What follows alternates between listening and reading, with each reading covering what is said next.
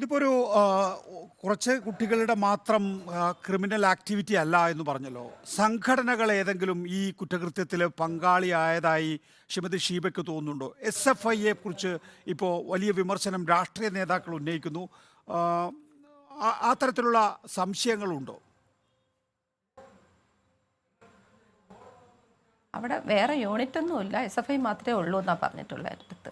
First year ഇവന് റെപ്പായിരുന്നു, class റെപ്പായിരുന്നു. അപ്പോൾ second year ആയപ്പോൾ മാറിയപ്പോൾ ഞാൻ ചോദിച്ചാൽ അതെന്താ ഇപ്പോൾ മാറിയത്? അത് യൂണിയനിലുള്ളവരെ ഇനി ആവുള്ളൂ. ഫസ്റ്റ് ഇയർ ഒരു ഇത്തിരി ആക്റ്റീവായുള്ളൊരു കുട്ടിയാക്കും, സെക്കൻഡ് ഇയർ മുതൽ യൂണിയനിലുള്ളവർ. SFI അമ്മ അവിടെ ഉള്ളത്, അവരാ എല്ലാം തീരുമാനിക്കുന്നത്, അവരാ ചെയ്യുന്നത് എന്ന് പറയും. അങ്ങനെ ആ അറിവൊക്കെ എനിക്കുള്ളൂ. അല്ലാതെ വേറെ എനിക്ക് SFI അവരിങ്ങനെ ചെയ്തു അങ്ങനെ ചെയ്തു ഒന്നും എൻ്റെ അടുത്തൊന്ന് അവന് പറയണേ നമ്മളെന്തിനാ അതിൻ്റെ ഇടയ്ക്കോട്ട് ചാടുന്നത്? അവന് കോളേജിൽ 24 മണിക്കൂർ തികയാതെ നടക്കുന്നത്. സിദ്ധാർത്ഥനൻ ഫസ്റ്റ് ഇയർ റെപ്രസെന്റേറ്റീവ് ആയത് SFIയുടെ ബാനറിലാണോ അതോ സ്വതന്ത്രനായിട്ടാണോ? അല്ല അല്ല അല്ല അല്ല അല്ല അല്ല സ്വതന്ത്രനായിട്ടല്ല, ക്ലാസ് റെപ്പ്, അതായത് ഒരു ആക്റ്റീവായിട്ട് എല്ലാം ചെയ്യുന്ന ഒരു കുട്ടിയെ ഫസ്റ്റ് ഇയർ ആക്കി വെക്കുന്നു. ഫസ്റ്റ് ഇയർ അവർക്ക് ഹോസ്റ്റലിൽ തന്നെ കോളേജ് ക്യാമ്പസിനകത്തല്ല, പുറത്താണ്. അപ്പോൾ അവരുടെ കാര്യങ്ങൾ നോക്കാൻ വേണ്ടി ബോയ്സ് ഒരു 26-27 കുട്ടികളുണ്ട് ബോയ്സ്, അവരുടെ കാര്യങ്ങൾ നോക്കാൻ വേണ്ടി ജസ്റ്റ് സെക്കൻഡ് ഇയർ തുടങ്ങുമ്പോൾ അതിന് മുൻപേ, അതായത് നമ്മുടെ കോളേജ് ക്യാമ്പസിനകത്ത് സെക്കൻഡ് ഇയർ തുടങ്ങുന്ന മുമ്പേ എത്തുകയാണ് അവർ. അപ്പോൾ തന്നെ റെപ്പ് മാറുകയാണ്. ക്യാമ്പസിനകത്തായാൽ പിന്നെ വേറെ ആർക്കും റോളില്ല.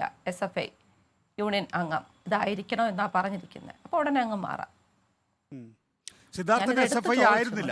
അതെന്തിപ്പോ ഇല്ലമ്മ, അവന് ഒരു പാർട്ടിയില്ല, അവന് പാർട്ടിയിലും ഇല്ല.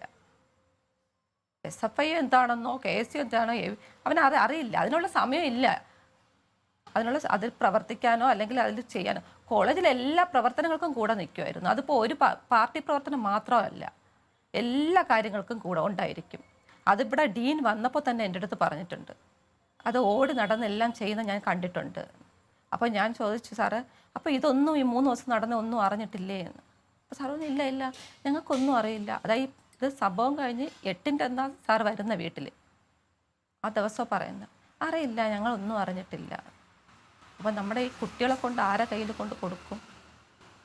5.5 വർഷമാണ് പഠിക്കുന്നത് അവിടെ. അപ്പോൾ നമ്മൾ ആരെ ഏൽപ്പിച്ചിട്ടാണ് വരുന്നത്? അല്ലെങ്കിൽ അവിടെ ഒരു സംഭവം നടന്നാൽ ആരെ വിളിച്ച് പറയേണ്ടത്?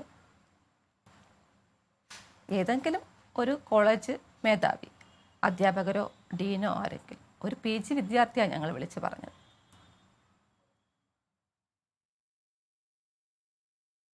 ഈ SFIയുടെ ഭാഗത്ത് നിന്നാണോ ഈ ആക്രമണം ഒരു സംഘടിതമായ രൂപത്തിൽ ഉണ്ടായത്? അക്കാര്യത്തിലൊരു വ്യക്തത ഇപ്പോൾ ഡീൻ വന്നപ്പോഴോ അല്ലെങ്കിൽ മറ്റു വിദ്യാർത്ഥികൾ വന്നപ്പോഴോ ഒക്കെ ഉണ്ടായിട്ടുണ്ടാവുമല്ലോ. ഞാൻ മനസ്സിലാക്കിയത്, ഞാൻ ഇപ്പോഴാണല്ലോ ശ്രീമതി ഷീബയോട് ആദ്യമായി സംസാരിക്കുന്നത്, മറ്റ് പ്രസിദ്ധീകരണങ്ങളിൽ നിന്ന് മനസ്സിലാക്കുന്നത് ഈ മരിച്ച സമയത്ത് ബോഡി കൊണ്ടുവന്ന കുട്ടികളിൽ ചില പെൺകുട്ടികൾ തന്നെ ഇപ്പോൾ നിങ്ങൾക്ക് തൃപ്തിയായില്ലേ എന്ന് ചില ആൺകുട്ടികളോട് ചോദിച്ചു എന്ന് ഷീബ പറയുന്നത് കേട്ടോ. അപ്പോഴാണ് സംശയമുണ്ടായത് എന്നും ഷീബ ഞാൻ കേട്ടതാ. അത് എനിക്ക് തോന്നിയതാണ്. എൻ്റെ ബ്രദറോ ഹസ്ബൻഡിനൊന്നും അതിന് മുൻപേ തോന്നിക്കാണും, അവർക്ക് പല ഹിൻറ്റുകളും കിട്ടിക്കാണും. എനിക്ക് തോന്നിയതാണ്, എന്നെ ഒന്നും അവരെ അറിയിച്ചിട്ടില്ല. അപ്പോൾ ഞാൻ അറിഞ്ഞ കാര്യമാണ് ഞാൻ അത് പറഞ്ഞത്. അത് ഞാൻ അക്ഷയനെ വിളിച്ച് ചോദിക്കുന്നു, മോനെ ഞാൻ 2 പ്രാവശ്യം നിന്നെ വിളിച്ചതല്ലേ, നിനക്ക് എന്തെങ്കിലും ഉണ്ടെങ്കിൽ പറയായിരുന്നു എന്ന് ചോദിച്ചപ്പോൾ അടുത്ത് നിന്ന് 2-3 പെൺകുട്ടികൾ അങ്ങോട്ടും ഇങ്ങോട്ടും ബോയ്സും ഉണ്ടായിരുന്നു. നിങ്ങൾക്കൊക്കെ മതിയായല്ലോ, ഇപ്പോൾ സമാധാനമായല്ലോ എന്ന്. ഞാൻ അപ്പം ആലോചിക്കുന്നേ, സൂയിസൈഡ്, അപ്പോൾ ഇതിനെന്താ കാരണം? ഇവരെന്താ ഇങ്ങനെ സംസാരിക്കുന്നത്? അപ്പോൾ ആ മാനസികാവസ്ഥ എനിക്ക് പറയാൻ പറ്റില്ല. പിന്നെ ഞാൻ അറിഞ്ഞു ഇവരൊക്കെ അതിന് മുൻപേയോ എന്തൊക്കെയോ അറിഞ്ഞിരിക്കുന്നു. ഈ 14-ാം തീയതിയാണോ ഈ സംഭവങ്ങളുടെ തുടക്കം ഉണ്ടാകുന്നത്? അതിനെക്കുറിച്ചൊന്നും എനിക്കറിയില്ല, ഞാൻ അറിഞ്ഞിട്ടില്ല. അവിടെ 15-ാം തീയതി 11 മണിയായപ്പോൾ എന്നെ വിളിക്കുന്നു. അമ്മ ഞാൻ 3 ദിവസത്തെ പറഞ്ഞോളൂ മാഡം, കേൾക്കാം. 15-ാം തീയതി ഒരു 11 മണിയായപ്പോൾ എന്നോട് പറയുന്നു, അമ്മ ഞാൻ 3 ദിവസത്തെ ലീവുണ്ട്, ഞാൻ വരുന്നു അമ്മ എന്ന്. ഞാൻ പറഞ്ഞു കയറിക്കോ. അപ്പോൾ ഞാൻ നെയ്യാറ്റിൻകരയായിരുന്നു, എൻ്റെ അമ്പലത്തിൽ അവിടുത്തെ ഉത്സവം നടക്കുകയായിരുന്നു. അപ്പോൾ ഞാൻ പറഞ്ഞു എങ്കിൽ നേരെ അവിടെ ഒരു അവൻ പറയുന്ന ടൈം വെച്ച് ഏകദേശം ഒരു 1:30-2 മണിയൊക്കെ ആകുമ്പോൾ തമ്പാനൂർ ബസ് സ്റ്റാൻഡിലെത്തും. അപ്പോൾ പിന്നെ ഇങ്ങോട്ട് ബസ് കിട്ടാൻ ബുദ്ധിമുട്ടാണ്. അപ്പോൾ അങ്ങോട്ട് വരാമെന്ന് പറഞ്ഞു. അങ്ങനെ 2 മണിയായപ്പോൾ പറഞ്ഞു ട്രെയിൻ മിസ്സായി, ഞാൻ 6:30-ക്കുള്ളതിൽ വരാൻ വെയിറ്റ് ചെയ്യുന്നു അമ്മ. ഞാൻ ഫുഡ് കഴിച്ചിട്ടിരിക്കുന്നു. അങ്ങനെ 5:30 ആയപ്പം ചെന്ന് ഫുഡും കഴിച്ചിട്ടാണ് വന്നിരുന്നത്. 6:30-ക്ക് കയറി 6:45 എന്നെ വിളിച്ചിട്ട് പറഞ്ഞു അമ്മ എനിക്ക് സീറ്റൊക്കെ കിട്ടി, അഡ്ജസ്റ്റ് ചെയ്തിരിക്കുന്നതെന്ന് പറഞ്ഞു. അപ്പോൾ ഞാൻ പിന്നെ വിളിച്ചാൽ മതി. അങ്ങനെ പിന്നെ ഞങ്ങൾ അതിൻ്റെ തിരക്കിലൊക്കെ ആയിരുന്നു. രാത്രി വിളിച്ചു, കുഴപ്പമില്ല.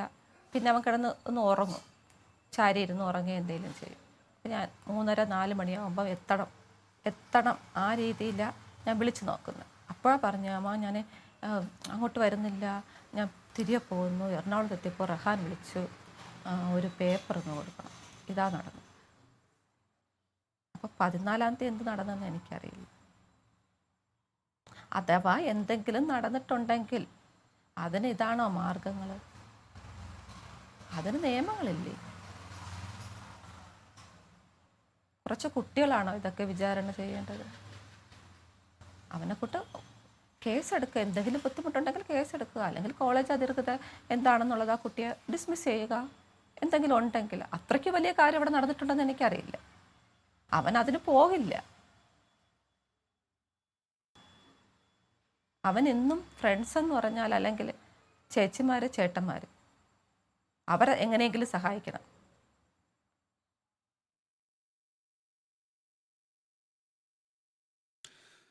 നിലവിൽ അന്വേഷണം ശരിയായ വിധത്തിൽ പോകുന്നില്ല എന്നുള്ള പരാതി കുടുംബത്തിനുണ്ടല്ലോ. അത് ഇന്നിപ്പോൾ ഗവർണർ ആരിഫ് മുഹമ്മദ് ഖാൻ വന്നപ്പോൾ നിങ്ങൾ അറിയിച്ചിരുന്നു. ആരിഫ് മുഹമ്മദ് ഖാൻ DGPയോട് സംസാരിച്ചിരുന്നു. വീണ്ടും ഇന്ന് കത്ത് നൽകുമെന്ന് അദ്ദേഹം പറഞ്ഞിട്ടുണ്ട്. പ്രധാനമായും ഈ കോളേജ് അധികൃതർ തന്നെ ഉത്തരവാദികളാണ് എന്നുള്ളതാണ് ഇതിനകത്ത് പ്രധാന കണ്ടന്റ് അല്ലേ? അതായത് അവർ വേണ്ട വിധത്തിൽ ഇടപെട്ടിരുന്നുവെങ്കിൽ സിദ്ധാർത്ഥൻ്റെ ജീവൻ രക്ഷിക്കാമായിരുന്നു. അതെ, ഒരു പ്രോഗ്രാം നടക്കുമ്പോൾ അവിടെ എന്തെങ്കിലും ഇഷ്യൂ നടന്നാൽ അവരറിയണ്ടേ? അവരറിഞ്ഞ് അതിനെന്തെങ്കിലും പരിഹാരം ആ കുട്ടിയെ ഒരു സെക്യൂരിറ്റി അതിന് കൊടുക്കണ്ടേ? വേറെ ആര് കൊടുക്കും?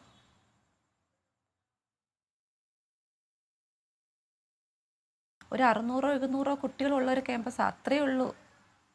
1000-10,000 കണക്കിന് കുട്ടികളില്ല. അപ്പോൾ ഓരോ ക്ലാസ്സിലെ ടീച്ചേഴ്സിനും അവരുടെ 100 കുട്ടികളെ നല്ലപോലെ അറിയായിരിക്കും.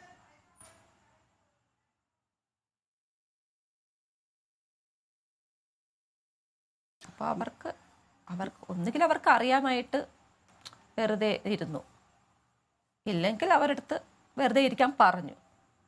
ഇതിലെന്തൊക്കെയോ നടന്നിരിക്കുന്നു. എനിക്ക് നിയമപരമായിട്ടുള്ള കാര്യങ്ങൾ തീർച്ചയായും അത്രയും കാര്യങ്ങൾ മാത്രമേ ഞാൻ ഉദ്ദേശിക്കുന്നുള്ളൂ. മാഡത്തിനോട് വളരെ നന്ദി. ശ്രീമതി ഷീബ, സിദ്ധാർത്ഥൻ്റെ അമ്മ.